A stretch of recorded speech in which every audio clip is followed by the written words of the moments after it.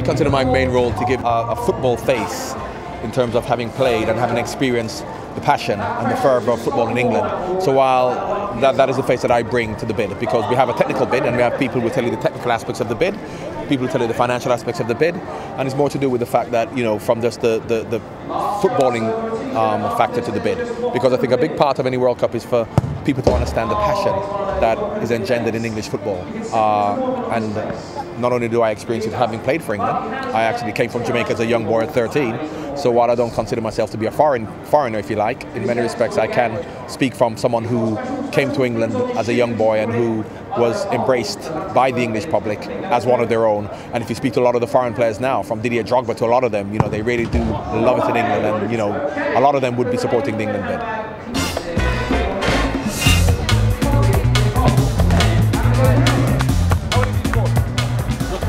As a host country, I think that generally speaking, when you talk about anyone offering anything for the World Cup, you're talking about the infrastructure, you're talking about accessibility, but the most important thing for me is the passion that anyone coming here, not just in terms of the teams, but in terms of the fans who come, because the fans are going to be a home away from home for all the fans.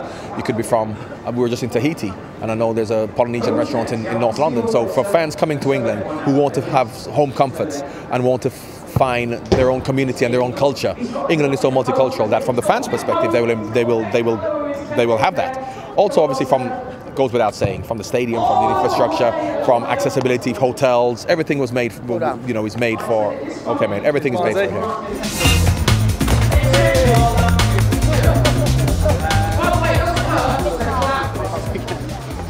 We know the financial implications of football these days. Just from the advent of the Premier League in the 90s, how big business can play a part. That is why football is the way it is, because of business. And of course, there is no greater business than the World Cup. So not just from the point of view of the businesses themselves profiting from the World Cup being in England, but also in terms of showing support for an area where they have, you know, been for many years. So, you know, football is big business. So as much as, yes, there is, you know, you can talk about corporate responsibility for your local area if you like, but also from the point of view of generating lots of business for yourselves, it's a win-win situation.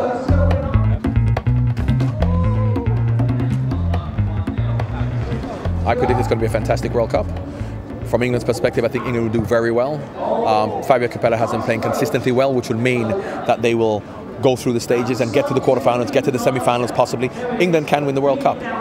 But we also have to be cognizant of the fact that Spain and Brazil are the two best teams in the world. So therefore, you know, the bookies aren't stupid. They make Brazil and Spain the favourites.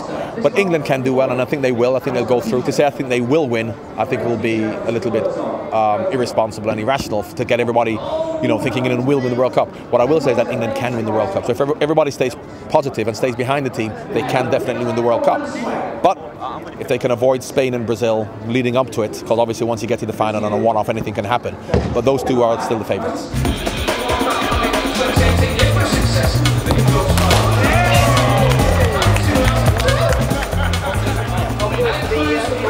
If you look at penalty shootouts, if we play against Germany, then who knows what's going to happen.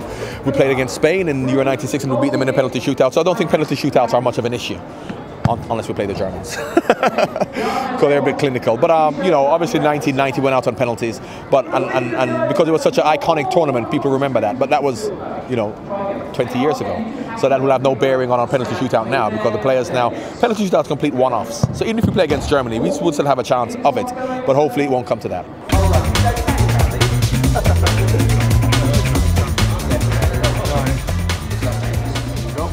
It's to encourage people to come out and have fun. And football is all about fun. And as much as we're here in the city and see people coming in their three-piece suits, they've got their trainers with them.